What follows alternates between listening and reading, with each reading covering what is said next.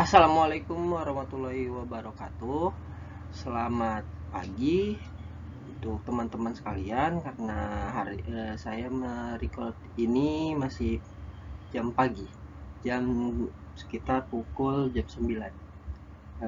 Perkenalkan, nama saya Muhammad Fikri, dan perkenalkan juga teman kelompok saya yaitu Laila Komarasari dan Ilma Ilhamda Azharah. Di sini kelompok kami menjelaskan tentang tujuan laporan keuangan.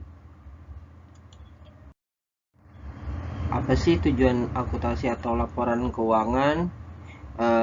Menurut PAI, yaitu Prinsip Akuntansi Indonesia, yang pertama ada untuk memberikan informasi keuangan yang dapat dipercaya mengenai aktiva dan kewajiban, serta modal suatu perusahaan.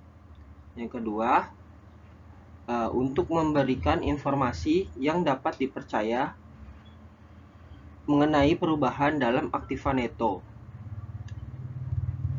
atau aktiva dikurangi kewajiban suatu perusahaan yang timbul dari kegiatan usaha dalam rangka memperoleh laba. Yang ketiga, untuk memberikan informasi keuangan yang membantu para pemakai laporan dalam menaksir potensi perusahaan dalam menghasilkan laba. Yang keempat, untuk memberikan informasi penting lainnya mengenai perubahan dalam aktiva dan kewajiban suatu perusahaan, seperti informasi mengenai aktivitas, pembiayaan, dan investasi. Yang kelima, untuk mengungkap sejauh mungkin informasi lainnya yang berhubungan dengan laporan keuangan yang relevan untuk kebutuhan pemakai laporan, seperti informasi mengenai kebijakan akuntansi yang dianut perusahaan. Nah, yang kedua, menurut standar akuntansi keuangan atau PSAK yang biasa kita sebut secara singkat, tujuannya yaitu yang pertama, tujuan laporan keuangan adalah menyediakan informasi yang menyangkut posisi keuangan, kinerja, serta perubahan posisi keuangan suatu perusahaan yang bermanfaat bagi sejumlah besar pemakai dalam pengambilan keputusan ekonomi. Yang kedua, laporan keuangan yang disusun untuk tujuan ini memenuhi kebutuhan bersama sebagai besar pemakai. Namun demikian, laporan keuangan tidak menyediakan semua informasi yang mungkin dibutuhkan pemakai dalam pengambilan keputusan ekonomi, karena secara umum menggambarkan pengaruh keuangan dari kejadian di masa lalu dan tidak diwajibkan untuk menyediakan informasi non-keuangan. Yang ketiga, laporan keuangan juga menunjukkan apa yang telah dilakukan manajemen atau stewardship atau pertanggungjawaban manajemen atas sumber daya yang dipercayakan kepadanya. Yang ketiga, menurut Asobat atau bisa disebut a statement of basic accounting theory. Ada 4 tujuan akuntansi sebagai berikut. 1. Membuat keputusan yang menyangkut penggunaan kekayaan yang terbatas dan untuk menetapkan tujuan. Yang kedua, mengarahkan dan mengontrol secara efektif sumber daya manusia dan faktor produksi lainnya. Yang ketiga, memelihara dan melaporkan pengamanan terhadap kekayaan. Yang keempat, membantu fungsi dan pengawasan sosial.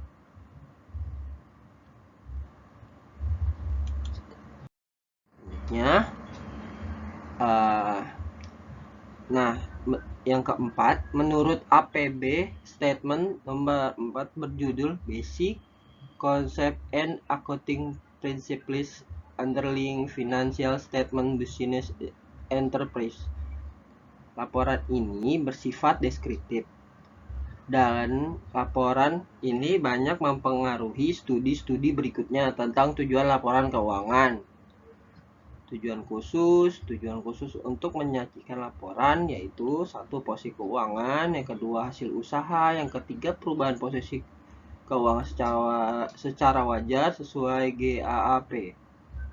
Yang kedua, tujuan umum memberikan informasi. Ada pertama sumber ekonomi, kewajiban, kekayaan bersih, proyeksi laba, perubahan harta dan kewajiban, informasi relevan. Nah, kalau laporan ini bersifat deskriptif dan laporan ini banyak memperoleh studi berikut tentang tujuan laporan keuangan. Nah, tujuan kualitatif yang dirumuskan APB statement nomor 4 adalah sebagai berikut. Yang pertama relevan, kedua dapat dipahami, yang ketiga dapat diperiksa, 4 netral, yang kelima tepat waktu, 6 dapat dibandingkan, yang 7 lengkap. Oke. Nah, karakteristik kualitatif laporan keuangan menurut PSAK merupakan ciri khas yang membuat informasi dalam laporan keuangan berguna bagi pemakai. Terdapat 4 karakteristik kualitatif pokok, yaitu yang pertama dapat dipahami, kedua relevan, ketiga materialitas, yang keempat keandalan, yang kelima penyajian jujur, keenam substansi mengungguli bentuk, yang ketujuh netralitas, yang ke-8 pertimbangan sehat, yang 9 kelengkapan, dan 10 dapat dibandingkan. Oke, selanjutnya akan dilanjutkan dengan teman saya. Baik, terima kasih Saudara Fikri. Selanjutnya akan dilanjutkan dengan saya, Ilma Ilhamda Zahra, dengan NIM 20101112000018. Kendala informasi yang relevan dan andal. Yang pertama ada tepat waktu, yang kedua keseimbangan antara biaya dan manfaat, yang ketiga yaitu keseimbangan di antara karakteristik kualitatif, yang keempat yaitu penyajian wajar. Berikutnya, menurut laporan Truebold Commit merumuskan tujuan laporan keuangan sebagai berikut. Memberikan informasi yang berguna dalam pengambilan keputusan. Tujuan ini dijabarkan lagi dalam berbagai tujuan spesifik, ada 12 buah, dan perincian sifat kualitas yang diinginkan dimiliki laporan keuangan. Lalu tujuan laporan keuangan adalah memberikan informasi yang berguna untuk pengambilan keputusan ekonomis. Para pemakai laporan akan menggunakan untuk meramalkan, membandingkan, dan menilai dampak keuangan yang timbul dari keputusan ekonomis yang diambilnya. Selanjutnya, Commit Truebold merumuskan tujuan laporan keuangan sebagai berikut. Yang pertama, pemakai laporan keuangan. Tujuan utama dari laporan keuangan adalah memberikan informasi sebagai dasar dalam proses pengambilan keputusan ekonomi. Yang kedua, pemakai umum. Tujuan laporan keuangannya adalah melayani pemakai umum yang memiliki wewenang, kemampuan, atau sumber kekayaan yang terbatas. Yang ketiga, pemakai lain tujuan laporan keuangannya adalah untuk memberikan informasi yang berguna bagi investor dan kreditor untuk meramalkan, membandingkan, dan menilai potensi arus kas. Yang keempat, tujuan laporan keuangan adalah memberikan informasi kepada para pemakai laporan keuangan berupa laba perusahaan. Yang kelima, tujuan laporan keuangan adalah menyediakan informasi yang berguna dalam menilai kemampuan manajemen, menggunakan sumber kekayaan perusahaan secara efektif dalam mencapai tujuan utama perusahaan.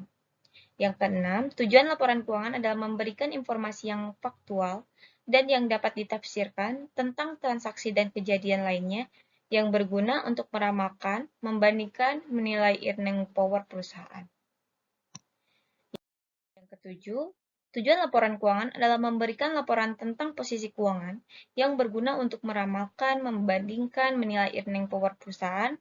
Laporan ini juga harus memberikan informasi yang menyangkut transaksi perusahaan dan kejadian lainnya yang merupakan bagian dari siklus perolehan laba yang tidak sempurna. Dan yang terakhir, tujuan laporan keuangan adalah memberikan laporan laba periodik yang berguna untuk meramalkan, membandingkan, menilai earning power perusahaan, hasil bersih dari pendapat yang timbul dari siklus perolehan laba yang sempurna, dan kegiatan perusahaan akibat kemajuan bekerja yang dapat dihitung sampai penyelesaian siklus perusahaan yang belum sempurna harus dilaporkan. Selanjutnya akan dilanjutkan oleh rekan saya. Dipersilakan.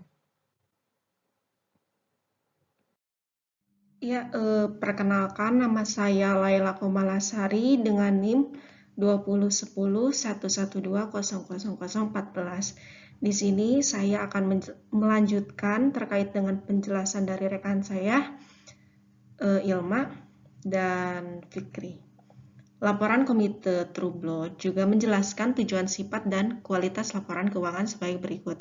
Yang pertama, relevan dan materialitas. Yang kedua, formalitas dan kenyataan di atas formalitas. Yang ketiga, tingkat kepercayaan.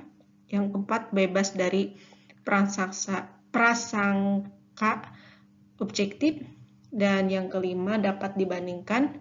Yang keenam, konsistensi. Dan yang ketujuh, dapat memahami.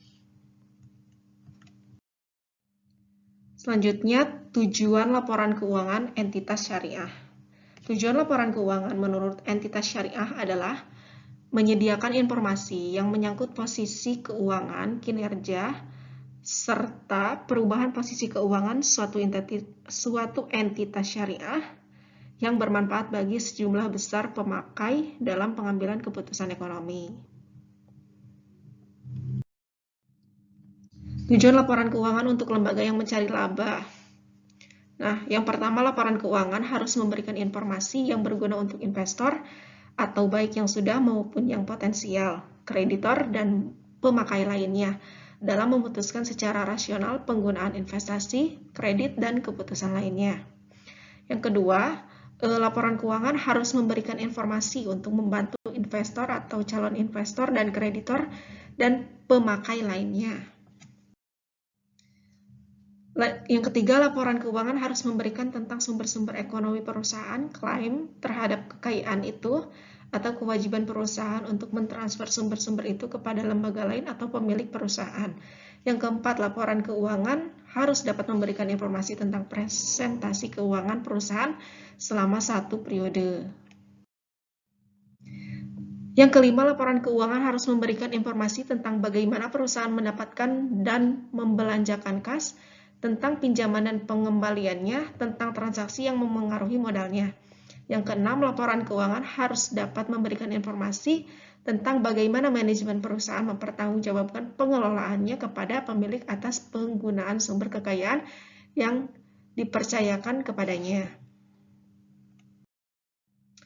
Dan yang terakhir, laporan keuangan harus dapat memberikan informasi yang berguna bagi manajer dan direksi dalam proses pengambilan keputusan untuk kepentingan pemilik perusahaan. Sekian penjelasan dari kami. Mohon maaf jika ada kesalahan dan kekurangan kata dalam kata penyampaian oleh kami.